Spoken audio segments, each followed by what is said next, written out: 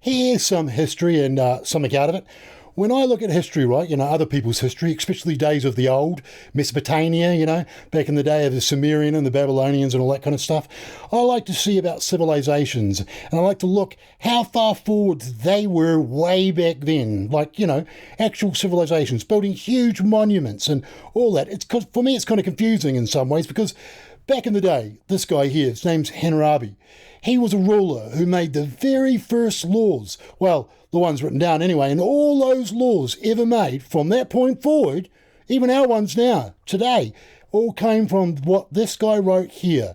It's the way in which you can say that a civilization, a people moves forward to become a civilized world because they have laws. And see, there goes the conundrum, because you see, here's the thing. They may have had these laws, but back in the day, the judicial courts are out of it, because in that civilized world, it is that to find if someone was guilty of a crime, some wizard or some priest would heat up like a giant spoon that the accused would then have to lick, and then the wizard dude would read their tongues, and God would tell them if they were guilty or not. And the crazy thing about that is that law and practice, old Hammurabi's law, and the way in which they used to deal out punishment and the justice system is still going strong, like it was back then in the day today. Methods of judgment survive virtually intact. Hammurabi described a ritual called the ordeal, a painful, even deadly test of guilt or innocence. In some remote Bedouin tribes, the ordeal is still practiced, much as it was in the time of Hammurabi. In this rare footage, a holy man called the Mubashi will judge the accused by examining their tongues after they lick a red-hot iron spoon.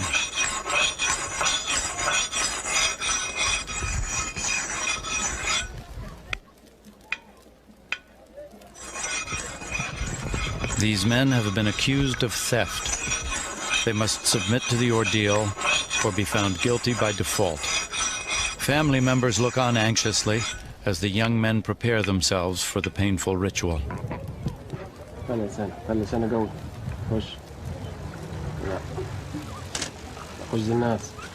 خمس دقائق لله تركينكم بين اياد الله 5 دقائق لله خش الناس يابا ايوه خش خشه كويسه بس املى موجك ميه يا ابني زي ما عمل ده هو. Water doesn't ease the pain. It's meant to cleanse and purify the drinker and to ready him for judgment. The holy man prays and then examines the singed tongues, seeking a sign from God. Only the Mubashi can divine guilt or innocence, and he alone will determine the men's fate.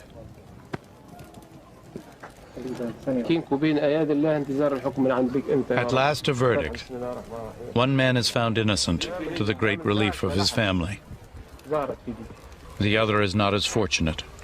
Declared guilty, he will be fined for his crime.